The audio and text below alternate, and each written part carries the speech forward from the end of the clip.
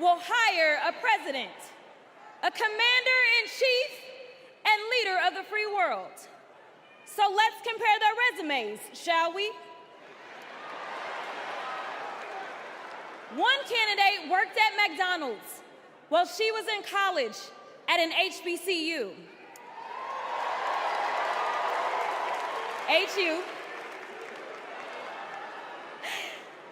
The other was born with a silver spoon in his mouth and helped his daddy in the family business. Housing discrimination, that is.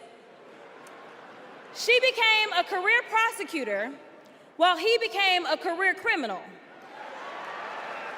With 34 felonies, 2 impeachments, and 1 porn star to prove it.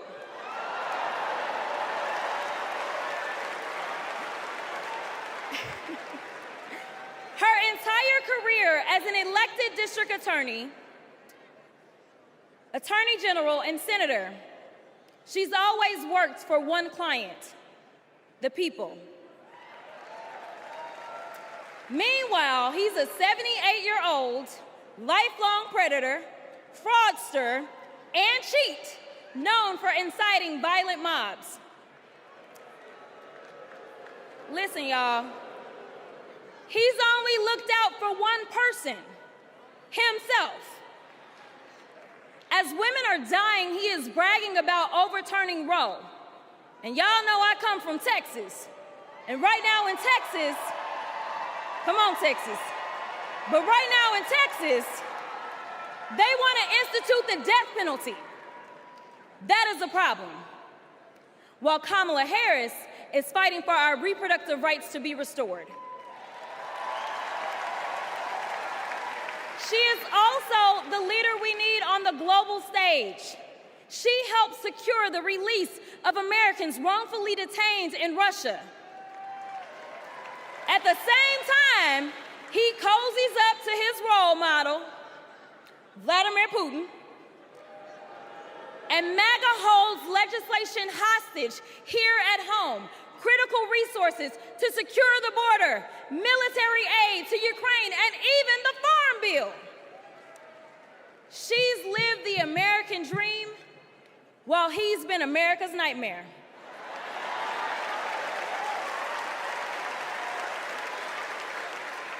America, looking at the 2 choices before you, who would you hire?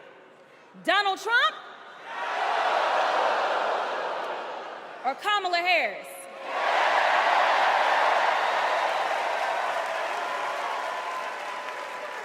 Kamala Harris has a resume. Donald Trump has a rap sheet.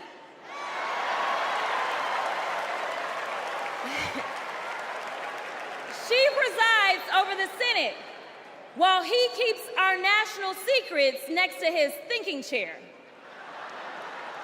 Y'all know what I said that other time. In Mar-a-Lago. While Donald Trump wants to put our 1787 Constitution through his Project 2025 paper shredder and make every day January 6th, Kamala Harris is fighting to fulfill the promise of America. In the real world, this wouldn't even be close. But this election is. Don't make a mistake. We are the underdogs in this fight, even though there is only one person qualified, only one person who's done the work, and who has delivered the results. And she needs you. She needs your one vote this November. Can we count on you?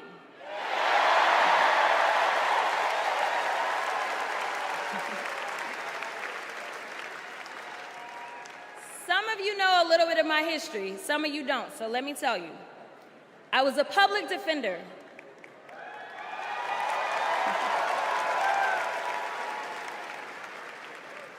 I did criminal defense as well as practiced civil rights law for almost 2 decades. I know a good prosecutor when I see one. Kamala Harris is the kind of prosecutor we long for in the cases like those of Breonna Taylor.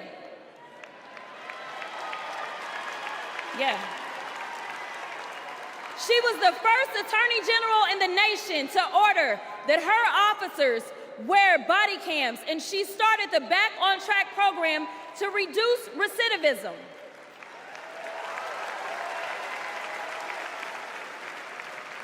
Listen, y'all, she did all these things because she genuinely cares about people. She sees each person as just that, a person, not a statistic.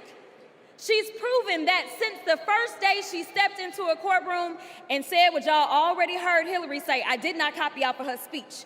I just want y'all to know. She walked into that courtroom and said, Kamala Harris for the people. And she meant that.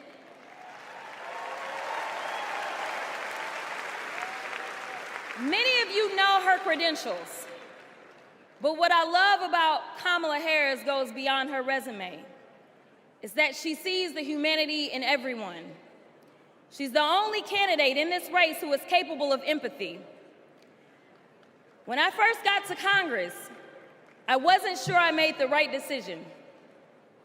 The Chaos Caucus couldn't elect a speaker, and the Oversight Committee was unhinged. I was going through all of this when I visited the Vice President's residence for the first time. As I approached Vice President Harris for our official photo, she turned to me and asked, "What's wrong?" Mind you, we'd never met, but she saw right through me. She saw the distress. I immediately began crying.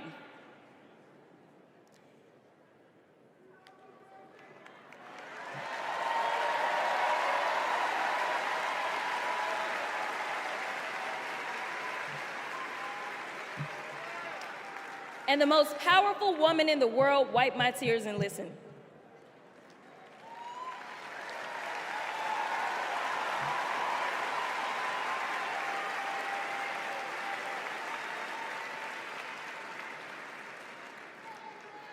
It's so hard for me to tell this story.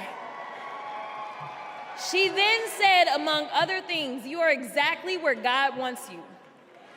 Your district chose you because they believe in you, and so do I."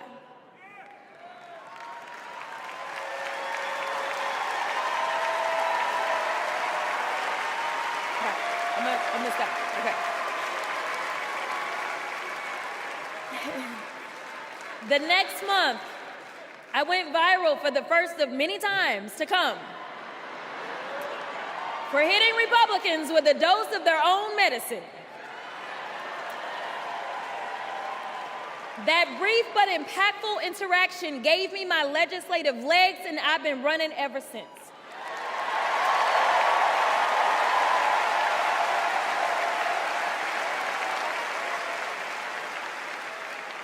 The question before us is, will a vindictive, vile villain violate voters' vision